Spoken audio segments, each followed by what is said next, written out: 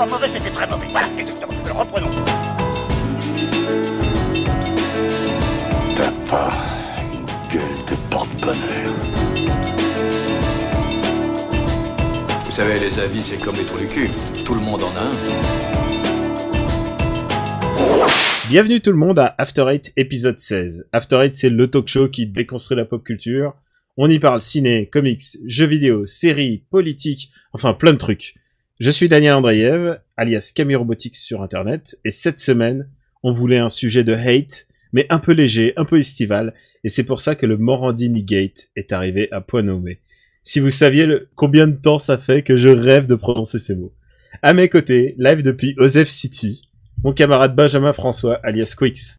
Eh bien, bonjour, bonjour les auditeurs. Osef City, pourquoi pas. Je sais pas, parce que tu m'as dit Morandini, Osef, alors je Osef. Mais c'est vrai que alors est-ce que c'est un sujet léger, je sais pas trop. Moi j'avais l'impression que c'était un petit peu du lourd, ce à quoi on avait eu droit la semaine dernière. Ouais, mais Morandini, je veux dire, ça fait littéralement 15 ans qu'on se moque de lui. Non, peut-être même 20 ans.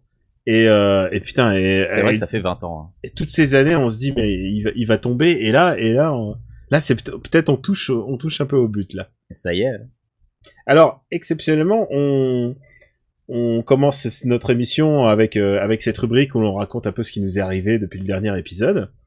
Et moi, je suis persuadé de toute manière que tu vas nous parler de politique américaine, donc on va changer l'ordre. Je vais commencer. Exceptionnellement, tu commences. Voilà. Et je vais te décrire d'où j'appelle. Je suis dans une maison, un espèce de chalet perché dans la Savoie. Tu es dans les Alpes avec Annette. Voilà, exactement. Sauf qu'Annette a une barbe. Et Annette a une barbe et pas de cheveux. Une barbe et pas de cheveux. Une barbe de rouquin, et tu l'as reconnue. Elle a un peu changé. Légèrement. Et je suis chez Plugin Baby, alias Papa célèbre dans le monde entier pour Super Ciné Battle. Voilà, dans les studios Savoyard. Voilà, c'est un peu notre invité mystère, mais qu'on invite à chaque fois. En fait. Non, mais là, en plus, c'est moi qui me suis invité chez lui pour le réinviter dans After. C'est le pire, c'est lui qui est venu squatter chez moi. C'est ça. Et c'est vraiment bien foutu. Il a foutu des espèces de boîtes d'œufs pour éviter la réservation sur le bois. Enfin, je veux dire. Oh là là, il a fait un vrai professionnel. Ah, j'ai investi, attends, qu'est-ce que tu crois? J'ai un vrai professionnel. Travail de professionnel. Et là, il a couché sa femme, il a couché son père. Et en fait, ce qu'on fait toute la journée, on fait de la rando. On fait beaucoup de rando. Et ensuite, on mange gras. Voilà, globalement, c'est un bon programme. Hein. Il faut bien évacuer. Voilà, il faut bien refaire le plein de toxines que vous avez évacué dans la journée en marchant. Alors, qu'est-ce qu'on a mangé aujourd'hui, là? On a mangé une matouille aujourd'hui. Une matouille. Est-ce que tu sais ce que c'est qu'une matouille? Alors, j'ai vu les photos, j'ai très envie de savoir ce que c'est. Ben, la matouille, c'est une tome d'ébauche, donc c'est une tome particulière qui est faite dans le massif, que tu mets au four avec de l'ail et du vin blanc, et puis après, tu renverses ça sur de la charcuterie et des pommes de terre. C'est très léger. C'est aussi formidable que le nom le laissait entendre. Voilà, exactement. Je suis très impatient d'essayer ça. Comment on l'appelle chez nous? On l'appelle Matouille et compagnie. Ah, voilà. Et on fait aussi des jeux de société, donc j'ai pu essayer les fameux jeux de société qui recommandent parfois à la fin des émissions. Voilà. Est-ce que tu as été déçu? Non, c'est vraiment bien. Tu vois, c'est vraiment bien, c'est Je suis pas un grand joueur de jeux de société, déjà parce que Bah déjà t'as pas d'amis, déjà première chose. J'ai pas eu de frangin comme toi. Peut-être t'es resté aux jeux Parker Brothers et MD, j'ai pas dans les d'enfant. vieux trucs des années 80. Ouais, moi je suis moi je suis tous les jeux qui étaient dans notre classe, tu vois, genre le docteur Lenoir a été assassiné. Cluedo. Voilà, Cluedo, les mystères de Pékin, c'est le grand maxi que j'ai fait, tu vois. Mais c'est Shaolin le meurtrier. Et Monopoly, évidemment, c'est le seul que je maîtrise. Des grands classiques. Et Monopoly, le jeu auquel tout le monde triche parce que personne n'a envie de suivre les vraies règles. Bah, exactement. Mais surtout, tout le monde a sa règle. Tu sais, à chaque fois, t'as toujours la variante de chacun. Et alors, du coup, c'est un peu comme Uno. Oui, exactement. Du coup, ce qu'on a fait, c'est qu'on a posé un peu les bases de prochaines étapes du Robotics Podcast. Ouais. Et c'est audacieux, c'est même ambitieux. C'est très ambitieux. Voilà. C'est plein de projets dont on va surtout en faire beaucoup demain, parce qu'évidemment, on se dit, allez, on refait ça demain. Mais on en a fait un petit peu et vraiment, on a plein d'idées. Est-ce qu'on peut révéler quelques pistes? On peut juste dire un truc, c'est qu'on voulait voir un film en VO bien précis, on voulait voir Independence Day en VO. Bah, je peux te dire qu'en Savoie, c'est pas possible. Oui, là, c'est ce qu'on appelle #la province. Ah ouais, alors j'ai découvert ça, genre je dis c'est pas possible. Ah, le nouveau, d'accord. Ouais, le nouveau, ouais. Donc du coup, on prend toutes les idées qui passent. Par exemple, son père, il lit Le Monde, puis tout d'un coup, on fait putain, il faut faire un After Eight spécial Giscard, tu vois. Oui, en fait, enfin, l'histoire, ça commence comme ça. Il me tend le journal, on me fait, tiens, tu vas te marrer, et c'est un article sur Giscard. Donc, Valéry Giscard d'Estaing, pour nos auditeurs les plus jeunes, il faut le rappeler, qui a été président de la République de 74 à 80, et qui est toujours en vie. Et qui Oui, et c'était vit le aux plus frais de jeune la président. République. Eh oui. Le plus jeune Et président le de type, France. il vit aux frais de la République depuis 35 ans.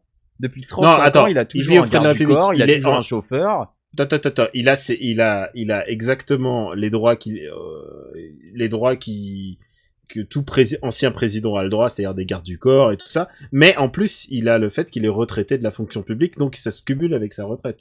Oui, bah, je vois pas pourquoi tu m'as parce que c'est exactement ce que Ah j'étais bah en train non, de mais dire. ce que je veux dire, c'est légitime d'avoir des droits en tant qu'ancien président. Ah oui, non, mais en plus, Non, mais l'astuce, c'est que personne pensait qu'il allait durer aussi longtemps, tu vois. Oui, et, voilà. comme on Si est tu passé veux. en quinquennat et qu'il y aura de plus en plus de présidents, Tu sais, Ah, c'est putain. comme les mecs qui achètent les maisons en viager à des vieilles qui sont increvables, tu Ouais. vois, c'est un peu Mais- ça le principe. Mitterrand, il a eu la bonne idée de mourir 8 mois après, tu vois. Mais Lui, il nous a je pas, nous a pas si coûté que cher. ça je pense après qu'aux coup. États-Unis, ça doit coûter cher un ex-président aussi. C'est pas impossible, ouais. Genre parce que vraiment, enfin, t'as des droits en tant Ah, que. ils ont toujours les mecs des services secrets. Bah de toute voilà, façon, ce genre de truc. bon, Bon, peut-être après, c'est un peu plus light. Je veux dire, Non, mais après, les mecs des services Carter secrets, est encore vivant ou pas? Je ils sais auraient pas. été salariés quoi qu'il arrive. Hein. Par contre, ils auraient peut-être pas. Enfin, je sais pas si est-ce qu'il est logé, Giscard. Je crois, non. Giscard, bah il a droit à au moins un bureau de fonction. Oui, voilà. Ouais. Et puis, le bureau de fonction, et de puis- Sarkozy, il est sur Miroménil. À chaque fois, je passe devant et je me dis putain, fuck quoi, t'as droit à un appart de fonction. et ils ont il a un salaire au Conseil constitutionnel aussi, je crois. Il a un salaire de. S'il siège au Conseil constitutionnel, il a un salaire. Ils sont pas à Cette l'Académie conversation française est partie complètement Oui, pas du tout dans pas la du tout, voilà, direction qu'on voulait. Et ils sont Il à a un l'Académie salaire de- française aussi, non. Il a un salaire, en plus il est retraité de la fonction publique, il est retraité de la mairie de Nice, il a plus de 60 ans. Non, il doit bien toucher. Oui, bon. Il touche Valérie. Hein. Et puis Ouais. les droits d'auteur sur ses romans érotiques. Et je sais que tu avais une question que tu te posais. Est-ce que Pokémon Go a un intérêt en Savoie? La Non, mais réponse est non. est-ce que Pokémon Go a un intérêt tout court? J'ai envie Ah, de c'est te dire. génial Pokémon Non. Go. C'est génial. Non. Non, c'est à chier. Non, c'est génial, mais je pense qu'on peut faire une émission entière sur Pokémon. D'ailleurs, on va faire la prochaine, mais je veux que tu y joues avant. Bah oui, il faudrait Le que mec, j'aille la un jeu punition. Pokémon dans ma Et je vie, veux quoi. que le mec qui joue à Pokémon Go à Los Angeles, qui finit à Downton LA. Ah non, Ton non, portable, tu vas plus le revoir. T'inquiète pas, le sweet spot à Los Angeles, c'est la jetée de Santa Monica. On voit passer des vidéos, c'est ahurissant, quoi. C'est Ah bah non, oui, c'est. tous ces gens qui sortaient pas de leur chambre et qui ont le teint blanc et qui vont tous choper un cancer à cause du soleil, qui d'un coup se retrouvent tous à acheter de Santa Monica alors qu'ils sont jamais allés à la plage de leur vie, tu vois, c'est Tu veux impressionnant. dire que les maladies de la peau à venir sont toutes à cause de Pokémon et Nintendo? Eh, peut-être, qui sait. Non, attends, moi je trouve ça génial parce que ça invite vraiment les gamins à redécouvrir leur quartier. Ah, je Et- trouve ça sauf chez super, moi. le fait que ça fasse sortir les gens, c'est super. Mais Bah écoute, j'ai un pote qui m'a dit, j'ai redécouvert le quartier, il habite à Tokyo et il m'envoie une photo et il y a une espèce de gamin qui fait un salut nazi. Et il avait jamais remarqué la statue. Et putain mais fuck quoi, qu'est-ce qui se passe?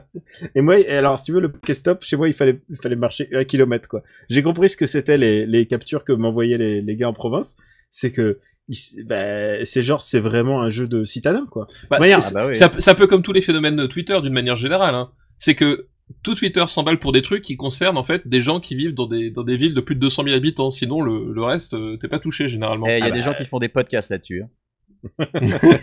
Exactement. Je sais pas de quoi tu parles. Bon, je crois qu'on a fait énormément le tour de toutes les questions possibles.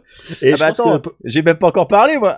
bah oui, c'est pour ça que j'allais dire, et toi, mon ami Quicksou? On a digressé. WhatsApp Ouais, je vais essayer d'aller vite. Laisse-moi deviner, tu vas parler politique Bah, américaine. je vais parler politique américaine parce que avec la convention républicaine à Cleveland qui vient de se terminer, avec l'adoubement du Donald, il y a donc enfin, ça y est, une voix a osé le dire parce que ça fait des mois, ça fait presque, j'allais pas dire des années, mais ça fait 1 an quasiment depuis que Donald Trump a annoncé sa candidature, et ça fait presque 1 an qu'on entend dire à droite à gauche, mais il gagnera jamais, il sera jamais président. Alors avant, il disait il aura jamais l'investiture, et puis voilà, maintenant il l'a. Ensuite, on entendait dire oh vous inquiétez pas, il sera jamais président, et puis bah n'empêche qu'il en a jamais été aussi proche. Et là, il y a enfin quelqu'un qui a dit bon bah moi je pense que Donald Trump va être élu, et c'est Michael Moore. Et Michael Moore, bah c'est quand même pas n'importe qui. Quand il dit qu'il pense que Donald Trump va être élu, même Fox News le prend au sérieux, alors que Fox News, c'est quand même pas les mecs qui prennent Michael Moore très au sérieux d'habitude. Il a fait un long post sur son site pour expliquer les 5 raisons qui lui laissent à penser que Trump va être élu. Parce que lui Je peux aussi te en dire a que marre. je prends pas Michael Moore à très au sérieux aussi. Eh bien, tu devrais. Bah, Je alors, sais pas pour pourquoi l'anecdote, tu prends pas au Michael sérieux, Moore, mais tu devrais. Parce que j'ai vu ses films, en fait. non mais Michael Moore, Bah- pour l'anecdote, c'est quand même le réalisateur du clip des Rage Against the Machine en putain. 93 où Sleep tu Now vois in un the panneau Fire. devant Wall Street, voilà, où tu vois un type avec un panneau Trump for President devant Wall Street. Ah ouais? Oui. Oh putain. Et ils, Donc ils ont tu- pu fermer le Nasdaq avec ça, ouais. Et donc tu vois comme quoi, mine de rien, il y a une certaine boucle qui s'opère là. Ah, quel enfer, vous me vendez, là? On pourra faire un after eight sur Michael Moore si tu veux pour parler de ses films et de leur bien fondé ou non, mais toujours est-il que dans son post, et moi je suis très content que pour une fois ça y est quelqu'un prenne enfin la menace au sérieux parce que j'en ai ras-le-bol, que depuis des mois à chaque fois que je dis et là faut pas s'inquiéter, on me dit mais non, pour moi c'est de la méthode Coué, c'est nier l'évidence et ça n'amène à rien de bon. Et on l'a déjà vu dans le passé avec Berlusconi, c'est comme ça que Berlusconi s'est retrouvé au pouvoir en Italie et a défoncé l'Italie. Bref, Michael Moore, il a énoncé 5 raisons qui lui laissent à penser que Trump peut et même va gagner. D'abord, il y a les anciennes régions industrielles, à savoir le Midwest, des régions qui historiquement voteraient plutôt démocrates, donc le Michigan, l'Ohio, la Pennsylvanie, le Wisconsin, c'est des États très ouvriers, et qui ont tous élu un gouverneur républicain depuis 2010, sauf la Pennsylvanie qui depuis a de nouveau réélu un démocrate. Mais c'est des gens qui, mine de rien, ont été plus ou moins écoutés par Trump, parce que Trump, quand il s'est pointé dans ces États-là pendant les primaires, il a défoncé Clinton sur son soutien de toutes les politiques d'échange et d'accord international qui ont défoncé le Midwest.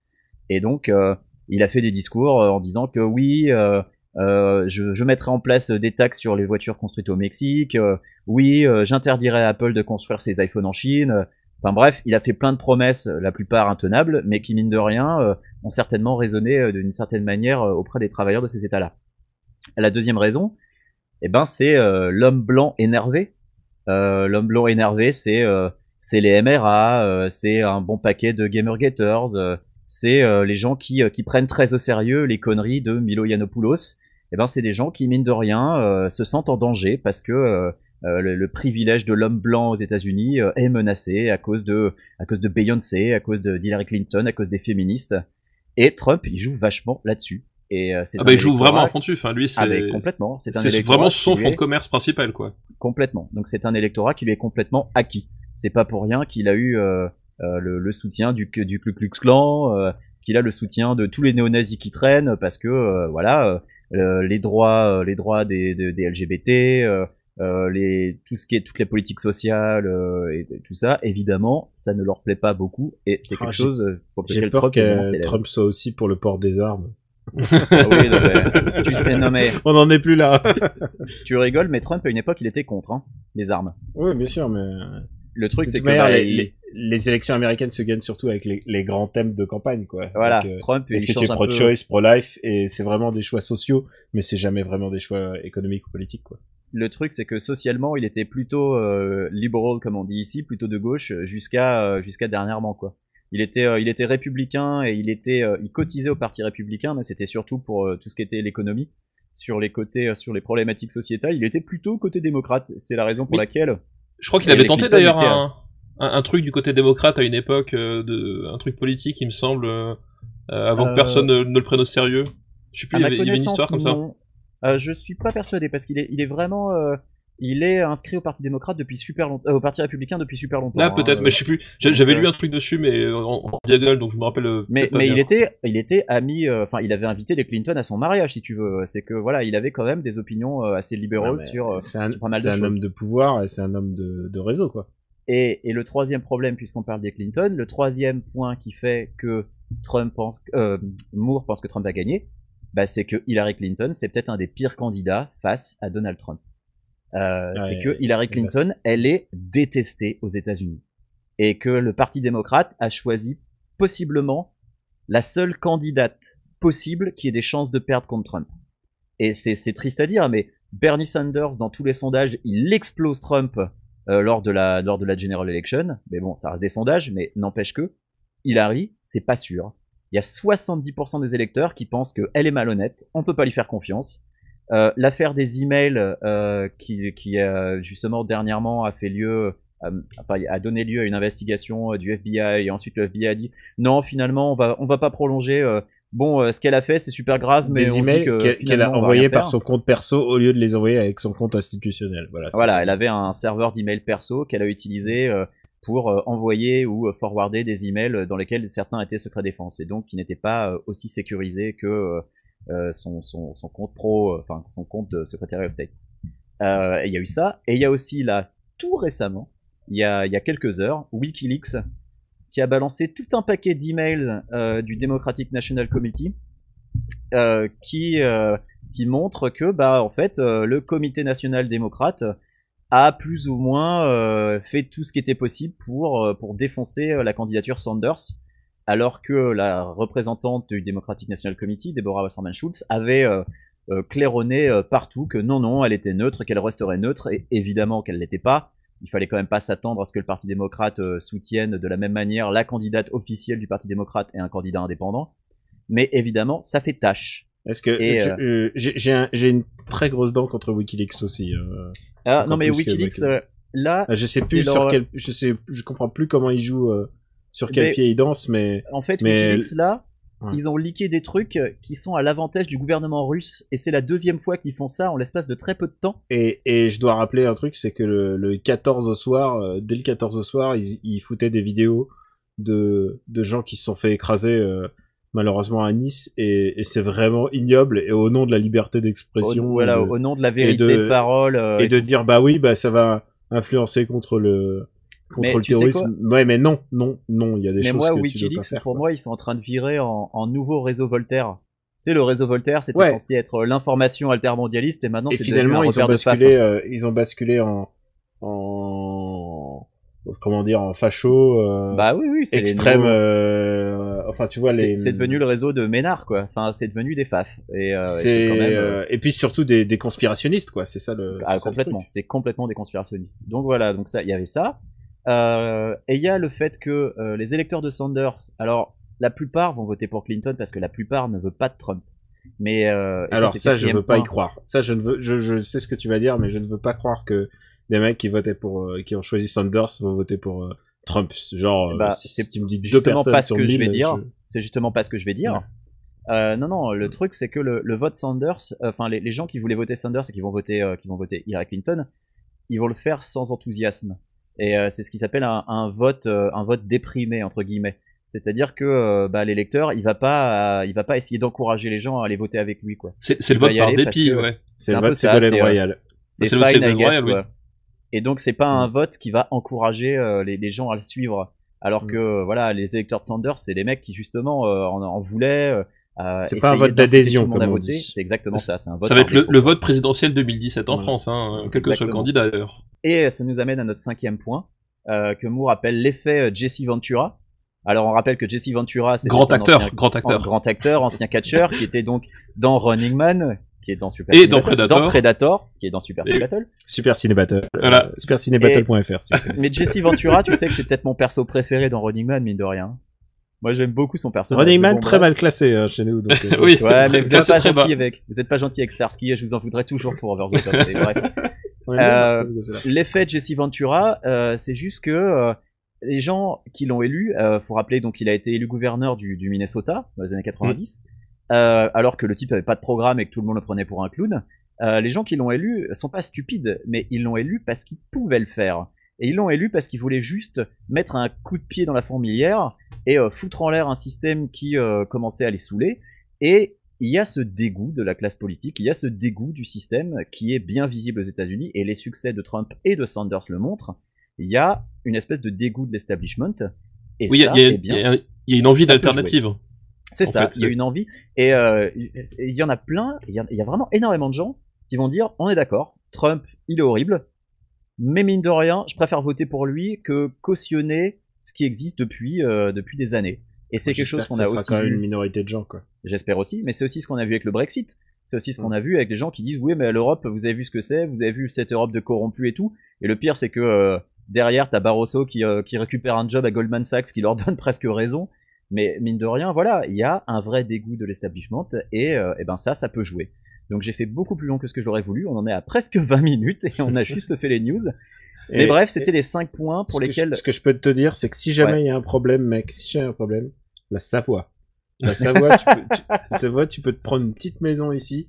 Personne le saura. Bon, t'as pas un internet très haut débit. Ça, Ouais, le très haut débit, faudra repasser, ouais. Ouais, je pense que tu pourras pas jouer à Doom. Je pense que ton Ah, si. Ah non, Le jeu en ligne, c'est ça un jeu va. solo, tu t'en fous. Oui. Non, mais tu vois, le jeu multi est pas garanti. Mais la Savoie est quand même un endroit assez safe. En plus, t'es pas loin de la Suisse, donc territoire neutre s'il y a un problème. Tu peux jouer les lâches. Non, vraiment, il y a beaucoup d'avantages.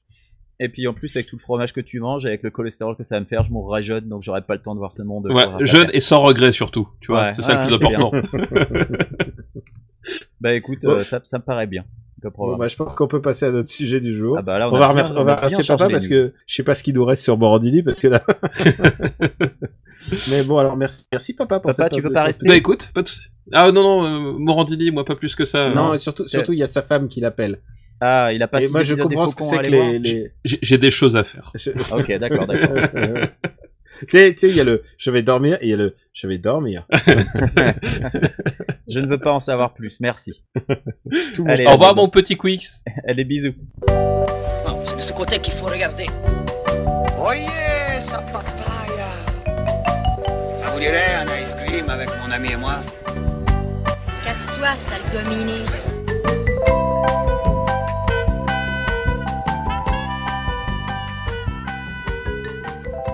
De retour à After Eight pour notre sujet du jour, à savoir Morandini, le Morandini Gate, l'événement qui a passionné Internet, qui a passionné les médias, et c'est un peu l'événement le mercato de cette année.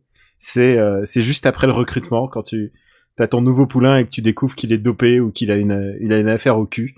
Et ben voilà, c'est ce qui arrive. Et Morandini, en fait, je vous avoue un truc, c'est que c'est une fixette depuis des années. Et Quix, tu vas pas me contredire. Je t'envoie des photos, je t'envoie des captures régulièrement. C'est ta fixette, je confirme.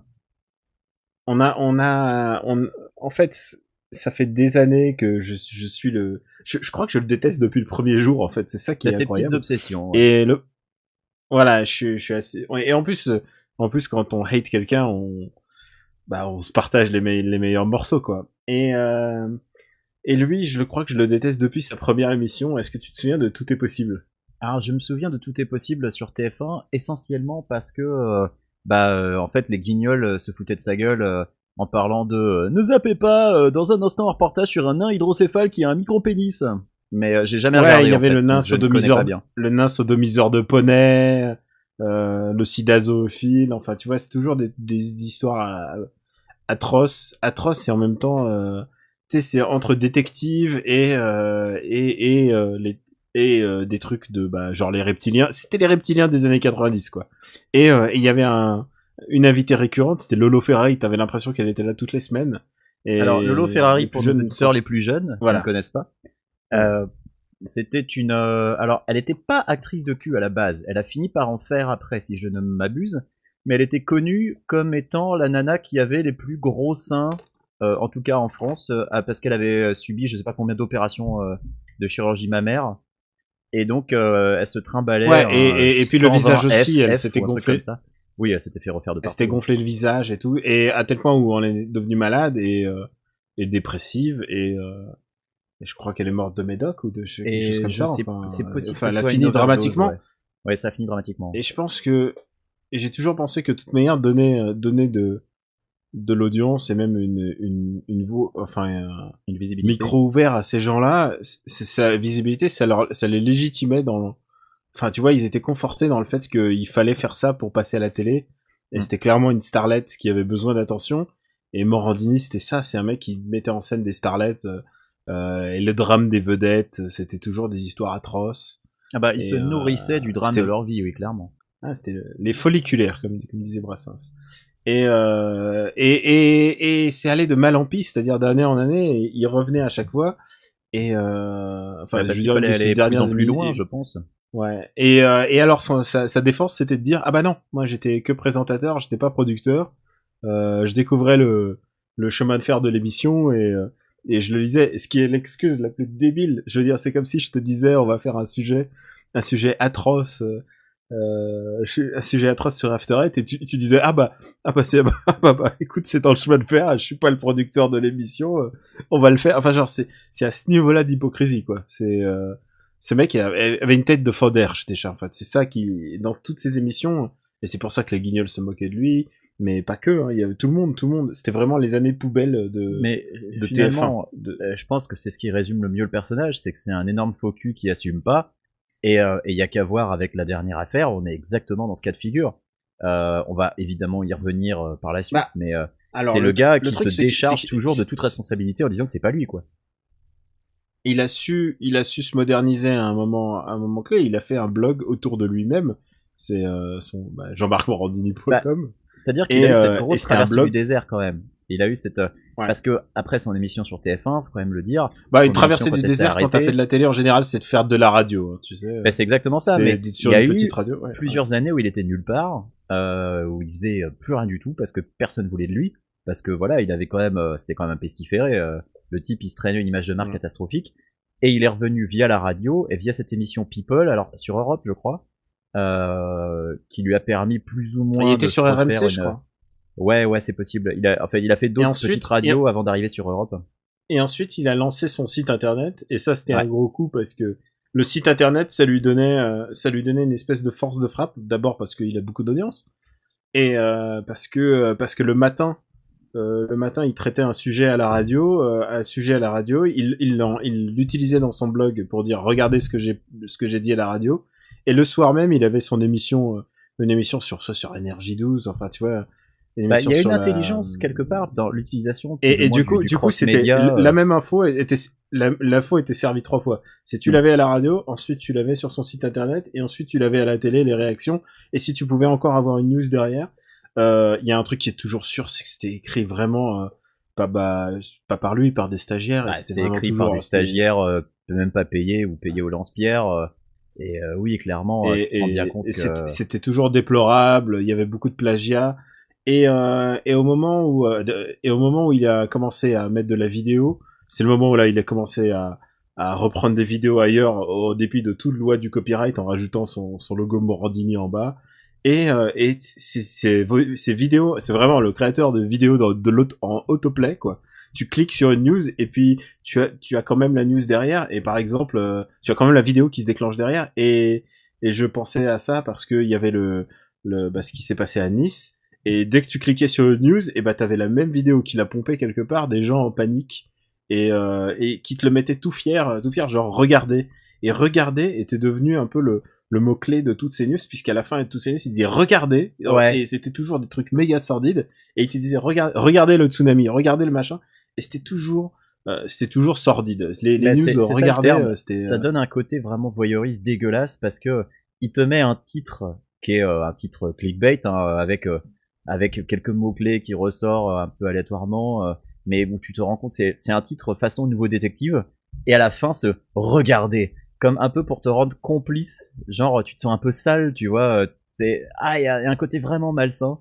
Enfin, je suis absolument pas client du site de Morandini, je vais même pas dire que je tombe dessus par hasard, parce que c'est pas vrai, j'y vais jamais. Et surtout, il y a un camarade, Nico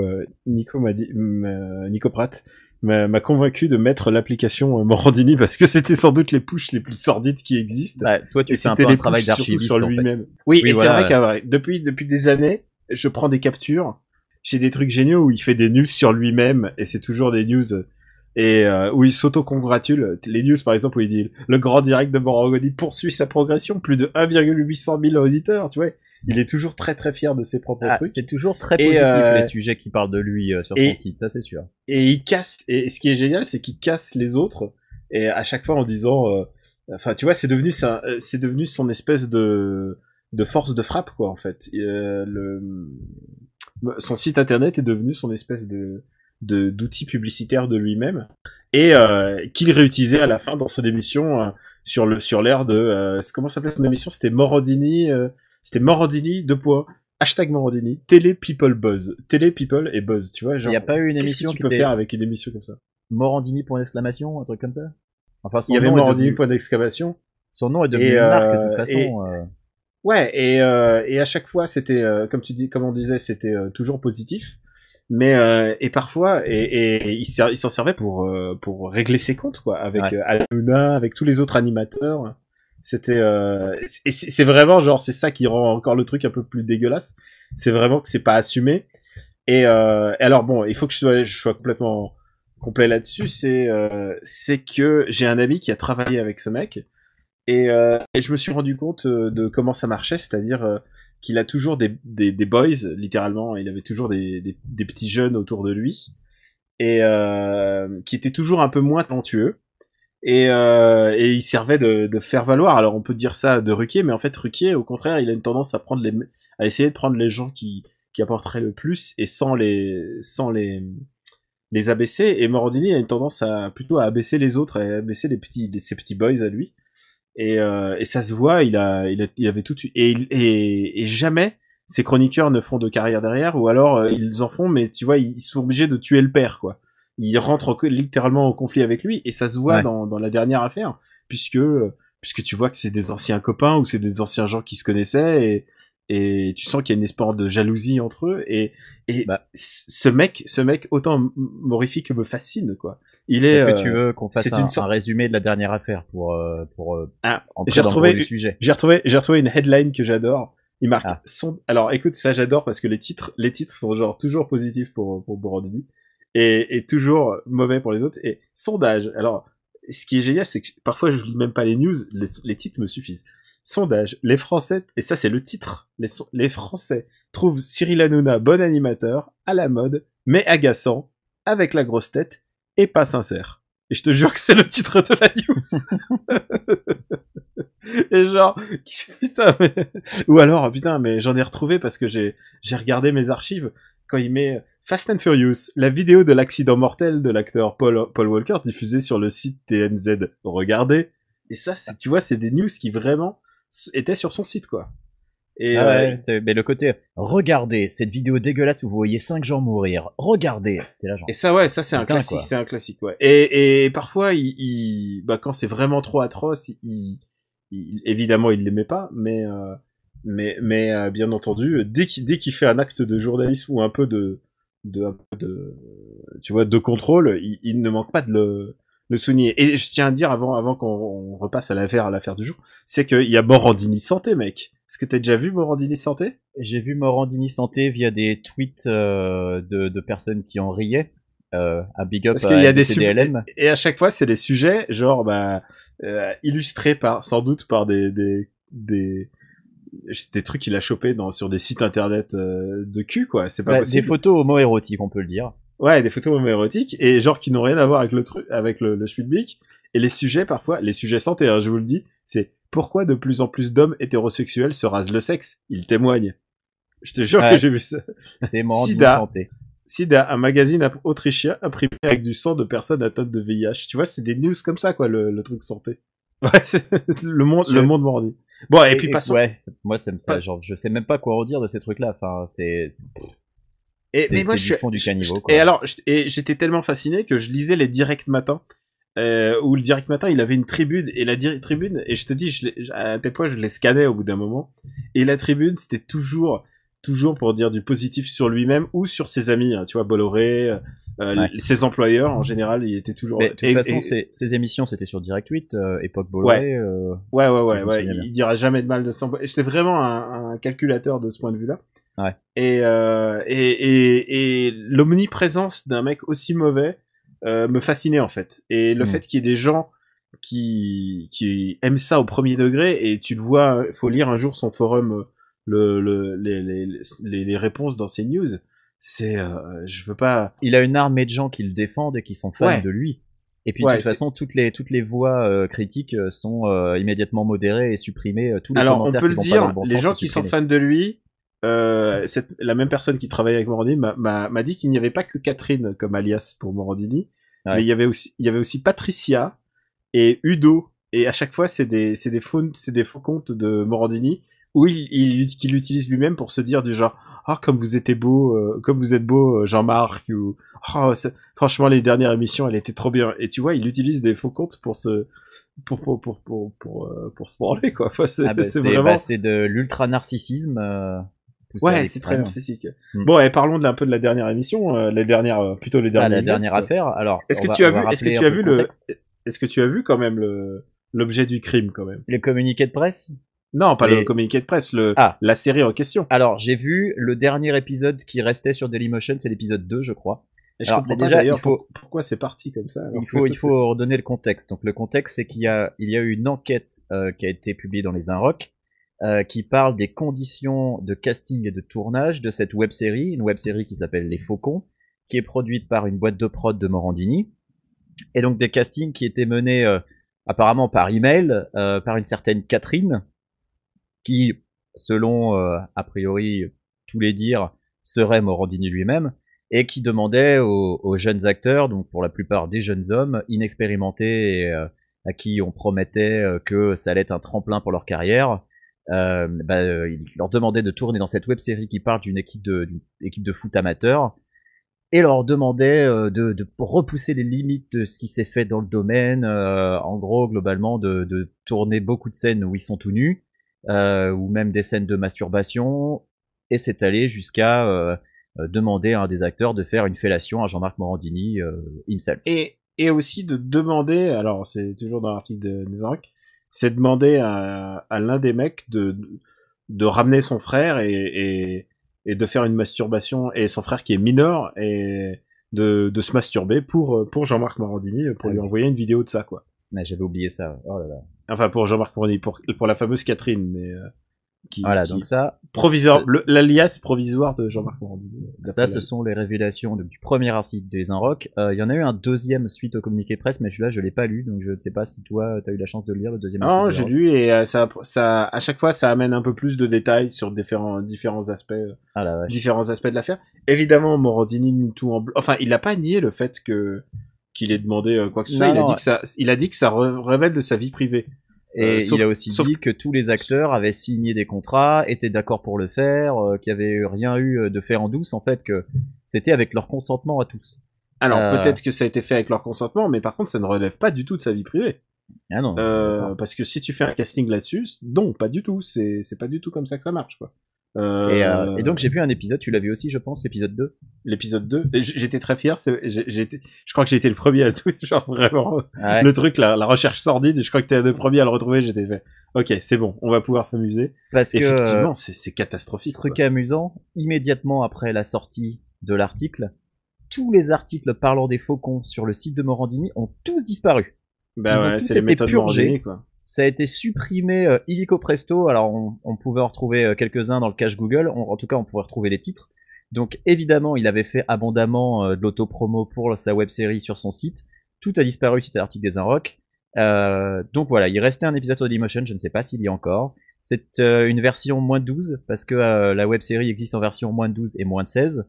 Une version moins de 12 où on voit quand même des gags en gros plan lors d'une scène de jeunes qui sont sous la douche. Une scène qui est complètement gratuite et qui n'apporte rien, qui ne sert juste qu'à montrer des mecs nus. Et derrière, il y a une scène de masturbation d'un mec. Alors c'est sous les draps, on ne voit rien, mais enfin on voit en tout cas le gars avec un drap au-dessus de lui se masturber en pensant il pense à sa coach, non, ou un truc comme ça, je sais plus exactement. Je pense qu'il pense à la coach, oui, bien sûr. J'ai fait avance rapide, bon bref. Ça dure que 10 minutes. Hein. Ça là, c'est une web série, c'est un épisode de 10 minutes, mais à la fin des 10 minutes...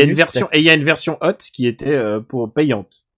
Et tu te demandes ce qu'ils ont à montrer de plus dans la version hot. Enfin, ça se trouve dans la version hot, le mec il se masturbe sans le drap au-dessus, quoi. Enfin, honnêtement, je ne vois que ça, parce que cette série, enfin, cet épisode 2 ne raconte rien.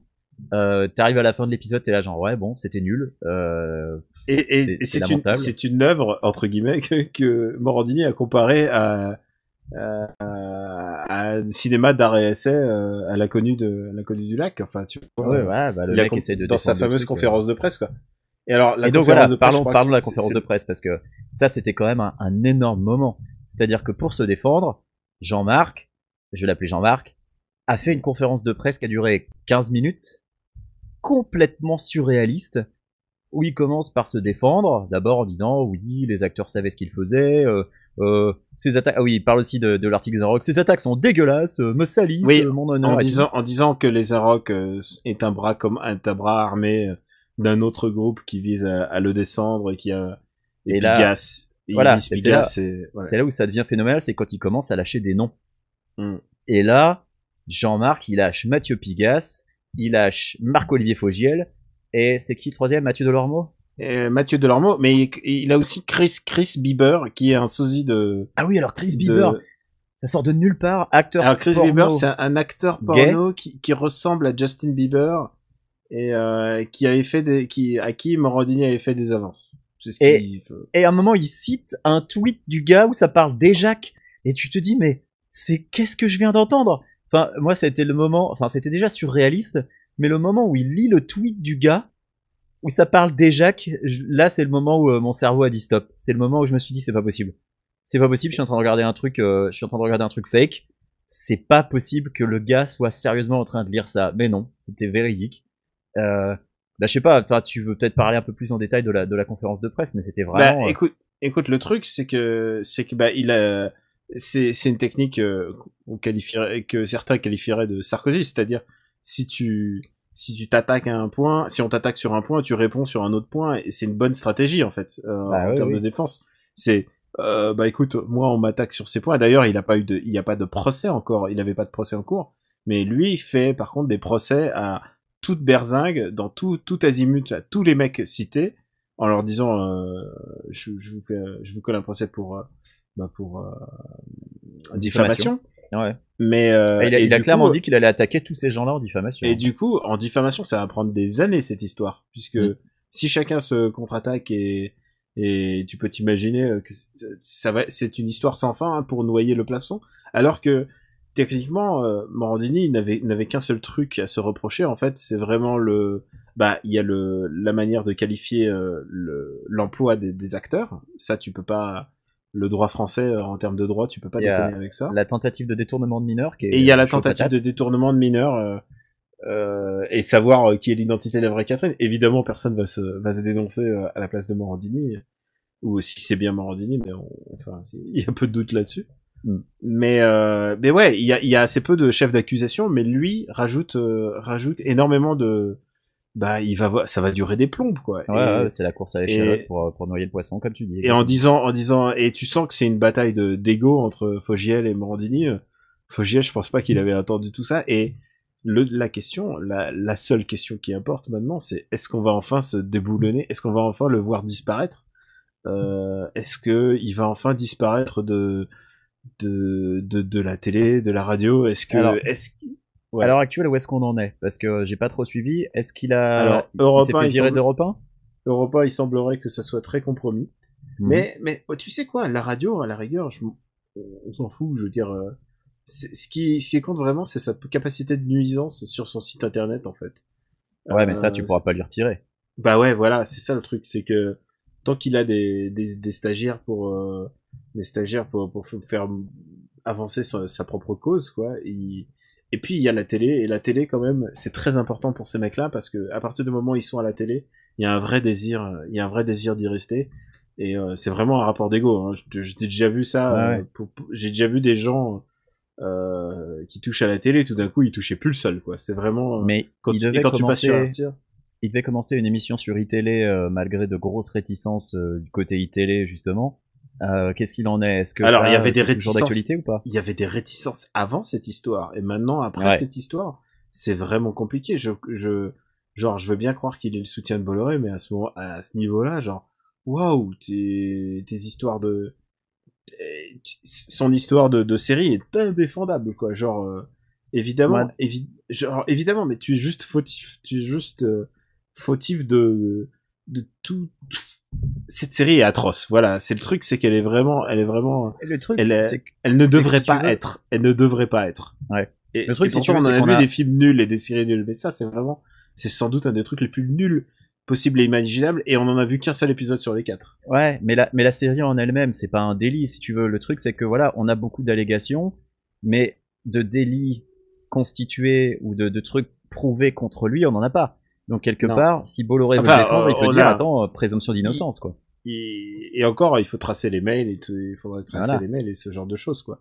Donc, si Bolloré veut absolument le défendre, il peut toujours dire de présomption d'innocence, tant que ça n'a pas été prouvé, nous on le garde. Ouais, et puis aussi, il aurait pas un truc, tort. c'est que ce mec représente pas mal d'audience sur Europe 1, et tu pourrais croire qu'il garderait ce mec, quoi, parce qu'ils sont en chute d'audience, en ce moment, ils sont plutôt en chute d'audience, et j'ai entendu les chiffres, ils sont bien cassés la gueule cette année, Europe 1. Donc la vraie question, c'est est-ce qu'on sera enfin débarrassé de Morandini? Est-ce que tu penses que c'est fini là, c'est la fin du règne et on va passer à autre chose ou en fait, ça va beaucoup dépendre de ce que va décider Bolloré, et c'est assez difficile de prévoir ce que va décider Bolloré parce que les décisions qui ont été prises jusqu'ici avec Canal+ sont toutes plus incompréhensibles les unes que les autres. C'est comme s'il voulait couler la chaîne. Donc, est-ce qu'il veut couler iTélé en mettant Morandini dessus? Son but est de faire de Canal+ une chaîne entièrement cryptée et d'en faire à très court terme, d'en faire un HBO français. Le truc, c'est que si tu veux faire une chaîne 100% cryptée, t'as intérêt d'encore avoir des abonnés. Et ça, c'est pas gagné. Et Direct 8 deviendrait l'espèce d'équivalent de Canal+. Bah, c'est ça leur objectif. Et moi, ça me fait mal de voir cette chaîne. On peut en parler comme ça, mais ça me fait mal de voir cette chaîne qui avait le zapping, qui avait les guignols et qui avait, tu peux aimer ou pas, mais il y avait le petit journal qui était quand même une voix un peu dissidente dans l'espèce de traitement médiatique habituel. Et ils ont réussi à tous les tuer la même année, quoi. C'est la mort de l'esprit Canal, même si celui-ci était déjà bien amoindri par rapport aux années 90. On peut me dire là, que les guignols sont pas morts. Si, ils sont morts à partir du moment où les guignols, ça fait 10 ans que c'est mort. Les guignols, c'était artistiquement mort depuis 10 ans, mais là, c'est fini. Non, ils avaient vraiment eu des meilleurs moments. Je pense que la période avec Benjamin Morgan, il y avait vraiment eu du mieux et c'était mieux écrit et tout ça, et les mecs, il a viré tous les auteurs avec tout cet argument naze en disant ils sont trop payés, quoi. Et tu vois, quand tu parles d'auteur et tu dis qu'il est trop payé, non, un auteur est toujours payé sa juste valeur. C'est faux cette histoire, et cette espèce ils ont maquillé ça de toutes pièces, engagé des nouveaux gars, ils les ont balancés pour faire des sketchs nuls avec des Kim Kardashian et des trucs dont on n'a rien à cirer. Ah oui, ils voulaient du people pour les nouveaux guignols. Ils voulaient faire plus people, ils voulaient faire plus Morandini, quoi. Et ouais, la télé. Et peut-être que Jean-Marc sera auteur des guignols. Imagine l'horreur. Je pense que les faucons de l'info. Je pense qu'il y a potentiel. Enfin, moi, je pense que Morandini, ça va lui coller à la peau. Là, c'est vraiment c'est aller trop loin. Quand il y a des histoires sordides et du cul, il a fait une erreur en plus de balancer sur les autres, et ça va lui retomber sur la gueule immanquablement. C'est ça qui était le plus étonnant, c'est qu'il balance des noms, alors que d'habitude, il y a toujours ce petit jeu de je sais des choses, mais je dirai rien. Alors que là, il savait des choses et il a balancé des trucs. Est-ce que c'est vrai, est-ce que c'est pas vrai? On ne sait pas. Non, mais surtout, bordel, il a balancé, quoi. Surtout balancé sur l'ex-amant de Bidule, genre comme si c'était important dans l'histoire. C'était vraiment nul, quoi. C'était vraiment. Ah non, c'était surréaliste. Et puis surtout, il y a un dernier truc, c'est de dire je suis corse. Et puis chez nous, il y a l'honneur à la famille qui compte. Ouais. Je peux te dire que la Corse, ils sont pas contents. Non, mais je veux dire que la Corse, il se serait vraiment bien passé de cette pub. Les pauvres. J'ai vu quelques Corses sur ma timeline qui disaient on est vraiment désolé, mais on veut rien avoir à faire avec ce gars-là. Ouais, je savais pas du tout qu'il était corse. Corse Matin le redit, ça va pas. Ah non, mais je savais même pas qu'il était corse, moi. Non, je crois qu'il était marseillais en plus, moi. Je savais qu'il était du sud, mais enfin bref, je pense que c'est son année. Écoute, j'espère que cette année 2016 a été pénible pour beaucoup de gens. Elle a été atroce pour beaucoup de gens. D'ailleurs, pour tous nos amis niçois. J'ai toujours une pensée. Je voulais le faire en début d'émission, je vais en profiter maintenant. Ouais, des pensées pour nos amis niçois, tout à fait. Ouais. Des pensées pour Henri Michel, qui galère un peu pour retrouver la joie de vivre nécessaire pour un nouvel épisode. Ouais, mais écoute, on les embrasse tous bien fort. Et ouais, voilà, si 2016 était quand même globalement assez pourri, si elle pouvait au moins nous apporter des petites joies comme m'enlever cette espèce de c'était un peu le rayon de soleil, cette affaire Morandini, j'ai trouvé. Ouais, quelque part, c'était le truc what the fuck surréaliste dont on avait besoin pour rigoler un coup. Je regardais le périscope dans la voiture quand papa est venu me chercher à la gare. C'était un moment extraordinaire. Ah, c'était incroyable. Ah, moi, j'étais pas vraiment réveillé, donc j'ai regardé en replay, mais c'était tellement fou. Peut-être on on mettra le lien sur l'article si on en trouve, s'il existe encore. Enfin, on se débrouillera, on trouvera quelque chose. Bon, écoute, je pense pour les gens qui l'ont pas vu. Je pense qu'on lui a fait son affaire, en tout cas. Je pense qu'on peut passer à Noroko, là, après. Voilà, on a bien rappelé qui était le personnage et où en était l'affaire. Et voilà. Et on sera content quand on en sera débarrassé. Non, mais surtout, on prendra des moules. Il y a des gens qui disent, oh là là, vous aimez trop de trucs à After Eight. Non, il y a des choses qu'on n'aime pas depuis tellement d'années. On n'est pas trop fan de Momo. Ah non, ça c'est pas possible. Je mettrai quelques scans d'articles de Momo, si vous voulez. Pour illustrer. Allez, passons aux recommandations parce que ce n'a que trop duré. That was wonderful. Bravo! I loved that. Oh, it was great! Well, it was pretty good. Well, it wasn't bad. Well, there were parts of it that weren't very good, It though. could have been a lot better. I didn't really like it. It was pretty terrible. It was bad. It was awful. It was Get terrible. him away! Hey, boo! Boo! After Eight, c'est un titre pompeur, parce qu'à la fin, on balance nos recos. Allez, Quix, dis-nous ce qui t'a fait kiffer. Alors, ben moi, dernièrement, j'ai presque fini Dragon Quest 1. Mais j'en parlerai plus tard. Je pense qu'on fera une spéciale Dragon Quest un jour. Il faudra. Je peux te le garantir, mec. J'ai fini Gargoyle's Quest 1, qui était plus long dans mes souvenirs, mais ouais, je l'ai refait et c'était très cool. Sur quoi? Sur Game Boy.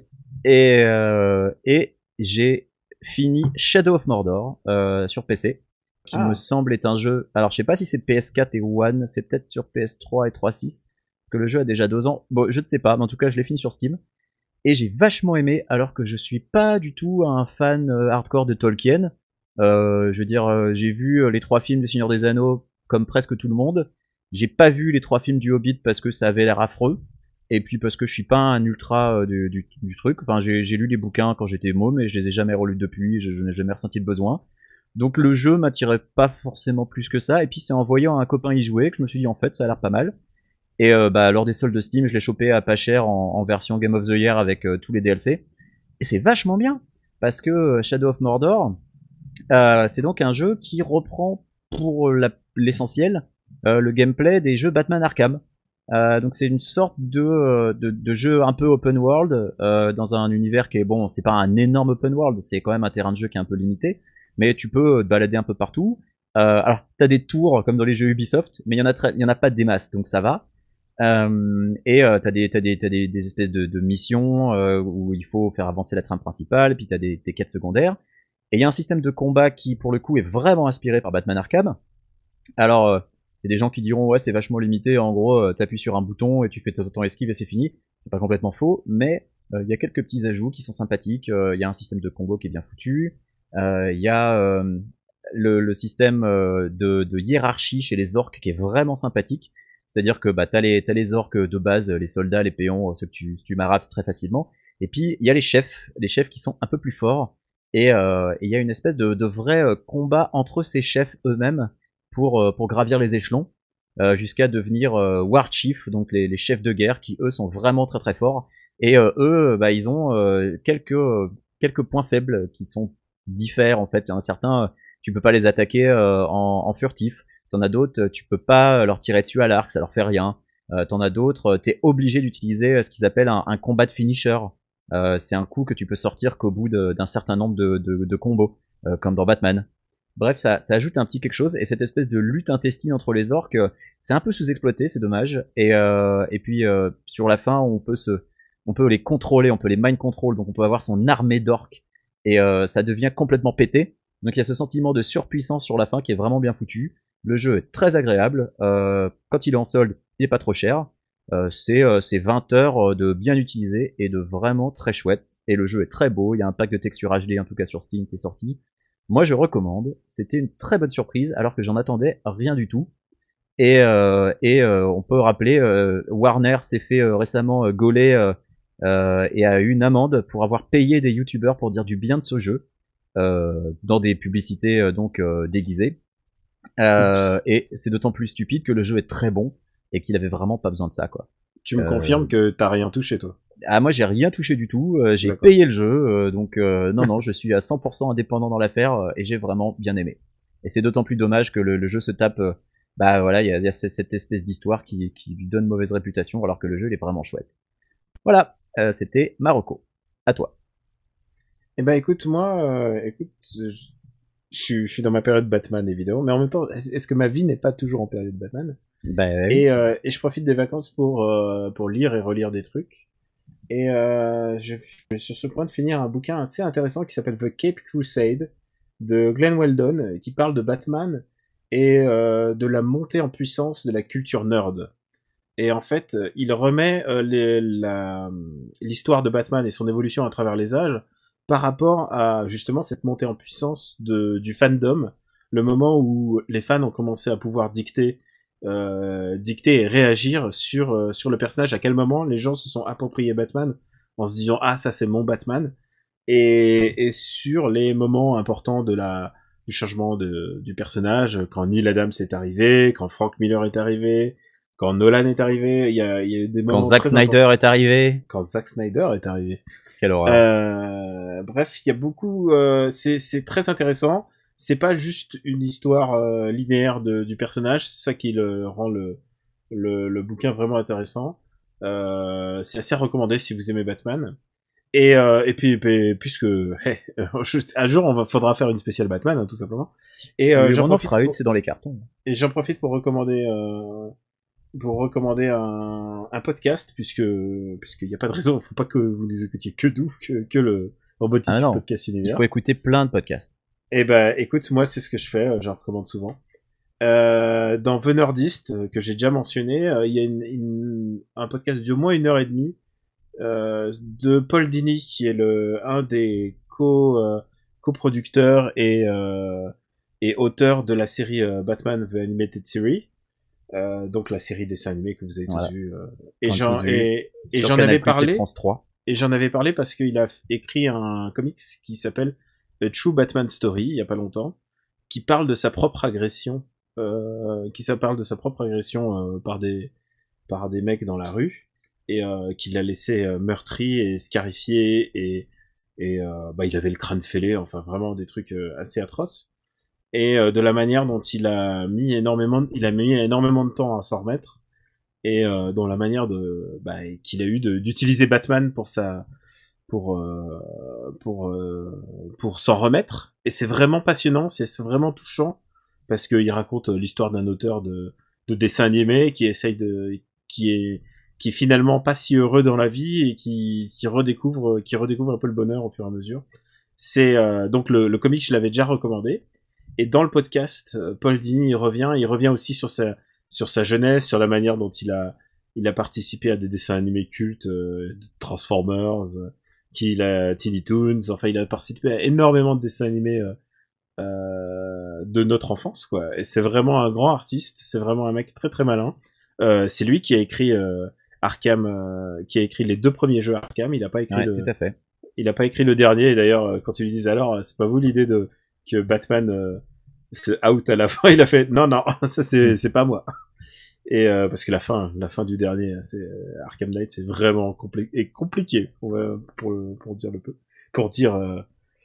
On en reparlera quand on fera un podcast Batman, si tu veux. Ouais, je pense qu'on en reparlera. On fera un podcast spécifique sur les jeux Arkham, si tu veux. Ouais, donc je vous recommande vraiment le podcast de The Nerdist. Je mettrai le lien sur le site internet comme d'habitude.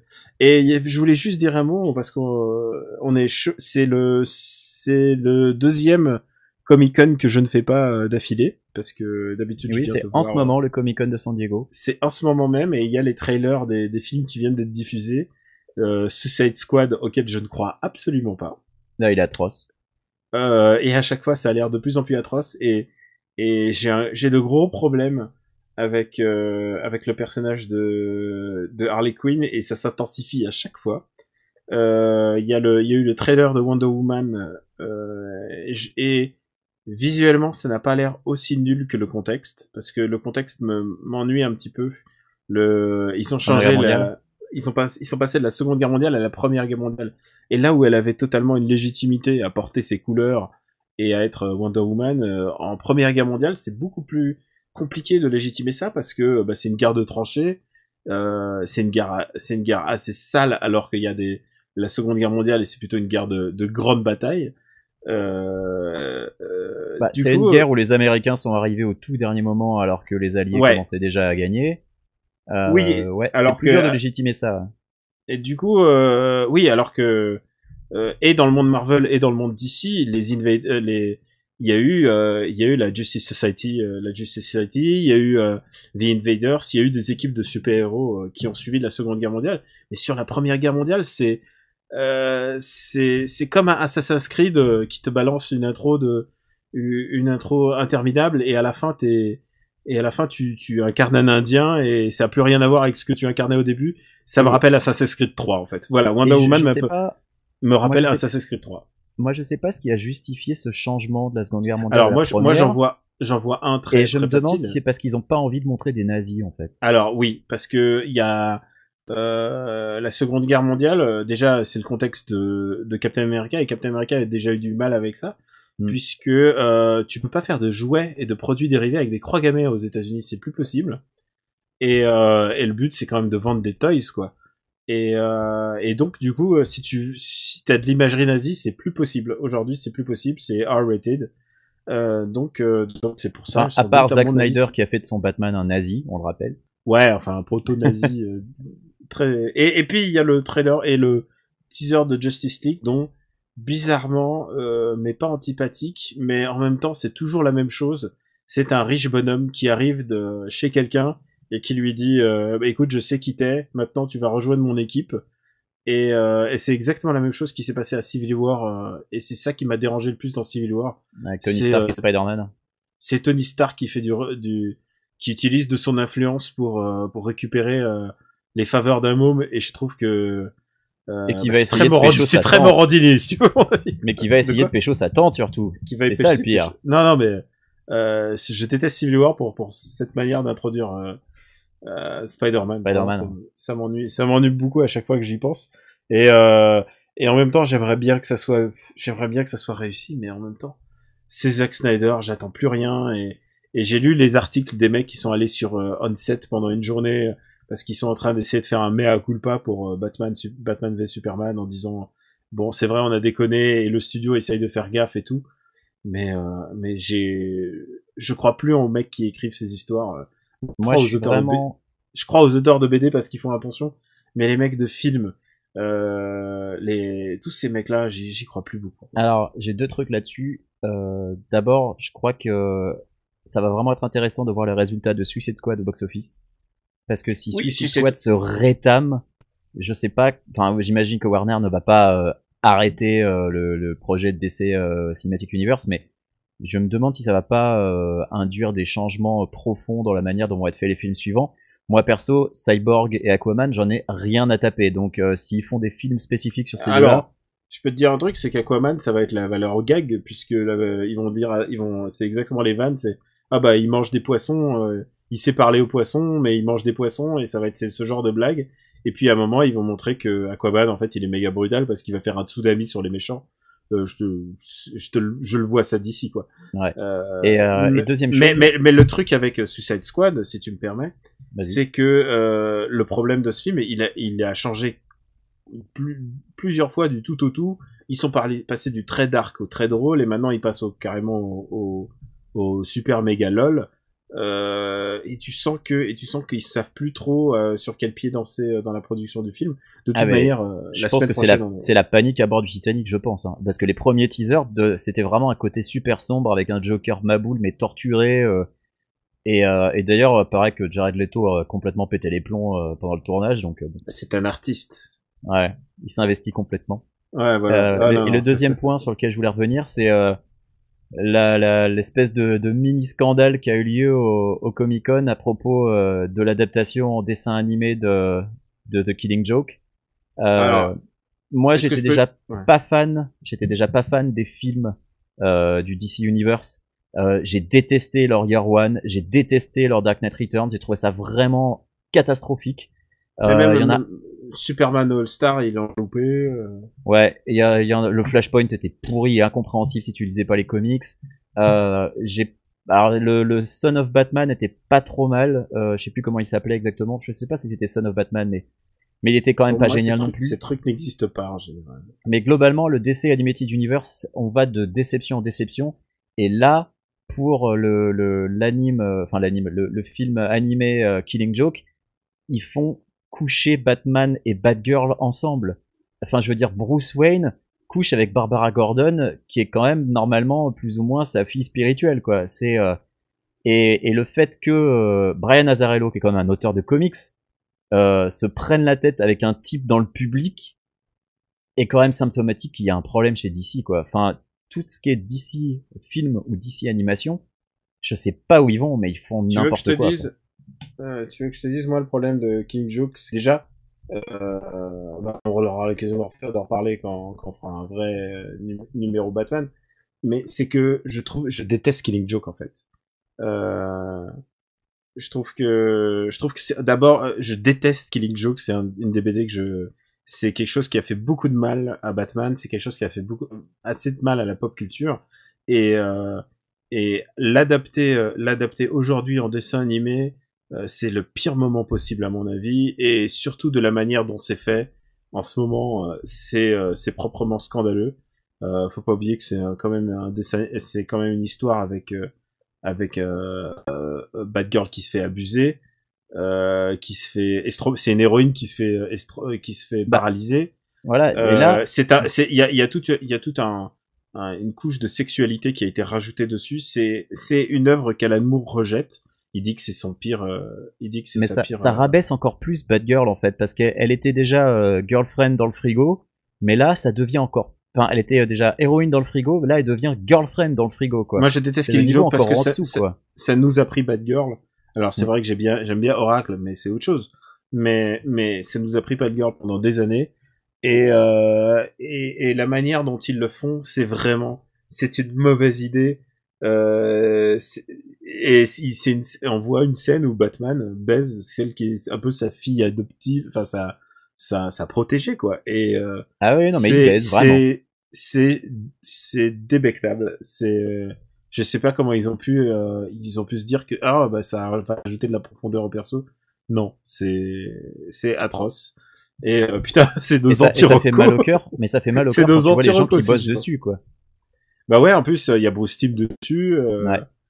Et Azzarello qui est quand même pas normalement. Azzarello, ils ont pris et Kevin Conroy et tout ça, enfin tous les doubleurs habituels, ils reviennent, quoi. Non, c'est incompréhensible. C'est comme si Killing Joke était pas suffisamment dégueulasse, et ben ils en rajoutent encore, quoi.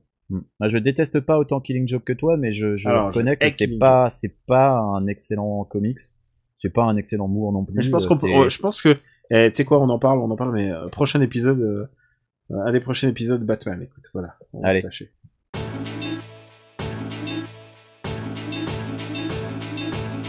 C'est la fin du 16e épisode d'After Eight. Merci encore de nous avoir suivis. Quix, où peut-on te repérer sur Internet ? Alors, je suis Quix, KWYXZ sur Twitter. Je suis toujours sur les forums de Gamecult. Je suis sur Sens Critique, où j'ai écrit une critique de Ghostbusters, s'il y a des gens que ça intéresse, avant qu'on fasse notre épisode spécial. Je serai peut-être sur Gaming 619-8X pour... je sais pas encore si je vais faire un stream en live sur Daikatana ou si je vais essayer de faire une vidéo un peu montée. Mais le problème c'est que si je fais une vidéo un peu montée, je vais être comparé au ténor du genre et ça va être nul, donc peut-être juste un stream moche pour me moquer de Daikatana, je sais pas encore. Bref, ça c'était moi. Toi, où peut-on te retrouver ? Eh ben écoute, moi sur Twitter c'est Kamui Robotics, K-A-M-U-I-R-O-B-I-T K-A-M-U-I. C'est ta faute d'avoir un pseudo compliqué, hein. Moi c'est simple. Bon alors, vous pouvez me retrouver sur Kamui Robotics, sur Gamecult, je crois que j'ai un article qui vient d'être publié sur Valis. Ah, très intéressant article sur Valis qui m'a rendu très triste d'ailleurs. C'est l'histoire d'une super-héroïne de jeux vidéo japonais qui est devenue héroïne de hentai. C'est vraiment c'est une histoire vraiment sinistre et qui me tenait vraiment à cœur. J'ai mis beaucoup de temps à écrire cet article. Absolue. Ouais, je suis désolé, hein, je sais pas comme si on pouvait faire. C'est une histoire vraiment horrible, et surtout quand on aime le jeu vidéo et le personnage comme moi. C'est littéralement c'est Wonder Woman version japonaise. Ah ouais. Et donc c'est cet article qui est disponible sur Gamecult. Je suis aussi bien sûr sur Super Ciné Battle, Battle FR. Et le prochain épisode, vous avez fini les années 80, vous entamez les années 90. On entame les années 90 dans notre prochain épisode. Alors vous avez fini, vous allez reprendre les années 80 plus tard. Ouais, bien sûr. Là, bien vous sûr, faites, c'est pas- une pause. Ouais, on fait une pause, c'est juste pour changer. Et c'est aussi pour le plaisir de parler des films des années 90. Tout à fait. changer Et de puis, PC. et puis on verra quand on en a fait assez, on va zapper. On est très content, on a reçu énormément de mails, vraiment beaucoup de listes. Moi, j'ai hâte du Super Ciné Battle sur les films des années 20. Ouais, ça va être un peu. Si vous on se faites demandait une si- émission, c'est bien. on se demandait si on ferait pas un pack, tu vois, un pack entier. La phrase rituelle, c'est que vous pouvez retrouver After Eight sur le site after8.fr, sur YouTube, et est-ce que tu Sur vas le faire iTunes, les petites étoiles. sur iTunes, mettez-nous des petites étoiles parce que c'est ça qui fait que le show est bien référencé et qu'on arrive à talonner les plus grands et les plus coûteux des podcasts. Et alors Et, sur SoundCloud, eh ben, on a beau dire qu'on va l'abandonner, on a de plus en plus de gens qui s'abonnent sur SoundCloud. Alors ouais, ça me désespère un peu. C'est dommage pour eux, mais Eh ben oui, et j'ai envie de dire, les gens, quels sont les avantages de SoundCloud sur le site web after8.fr?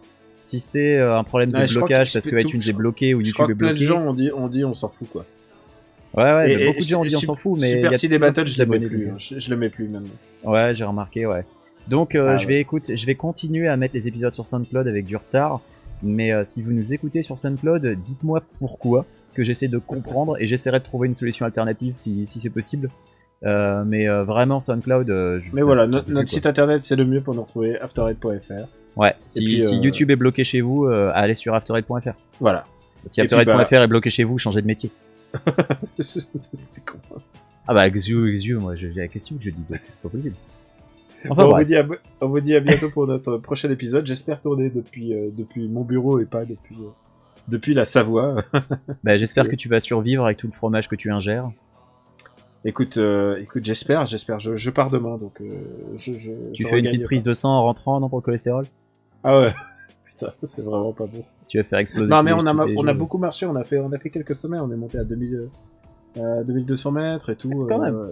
Ouais. Et puis ils m'ont proposé d'en refaire une à 4000 mètres dans pas longtemps. Ah bah, Et je t'avoue que je suis vraiment tenté parce que c'est vraiment un truc qui me passionne. Voilà. très bien.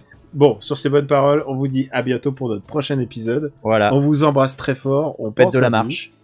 Voilà, faites de la marche. Écoutez-nous en faisant de la marche, c'est encore mieux. Ouais. Beaucoup de gens nous écoutent au volant. J'ai cru comprendre, ou dans les transports en commun. Et ils espèrent que l'épisode soit plus long à chaque fois. Ça veut dire que les gens passent de plus en plus de temps dans les transports en commun. Donc, ce coup-ci, on a fait un épisode un petit peu plus long. Il est un peu plus long que d'habitude, celui-là. Voilà. Allez, Oh. des bisous. À bientôt. Salut.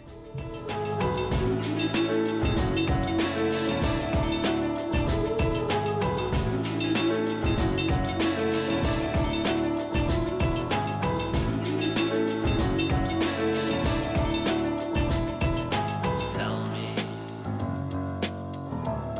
do you let them down gently? Does it only make it harder to let the feeling linger? To drag it out a little longer? Does it put your mind at ease?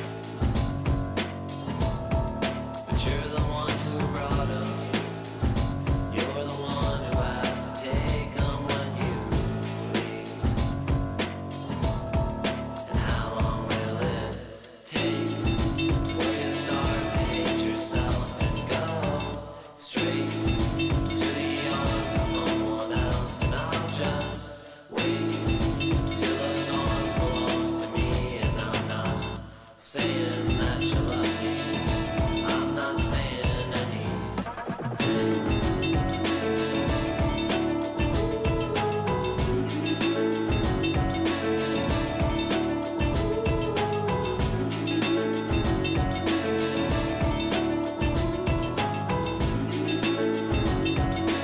How long will it take before you start to hate yourself and go straight to the arms of someone else? And I'll just wait till those arms belong to me. And I'm not saying that you love me. I'm not saying anything. Allez-y, les gars, faudrait que vous parliez là. Ok, Ah, oui. d'accord. Oui, on était en train de regarder un petit extrait d'un Morandini. Voilà, de Morandini. Didier Porte. Et Chez Didier Porte. j'ai montré T'habites mon brouillon, j'ai montré mon brouillon concernant Morandini qui tient sur 6 lignes. J'ai découvert le conducteur. Je suis dans les secrets des dieux. Voilà. Enfin, non, Très bien. c'est 6 lignes de conducteur sur le... Et puis ensuite, je lui ai montré le site de Kink parce qu'il connaissait pas.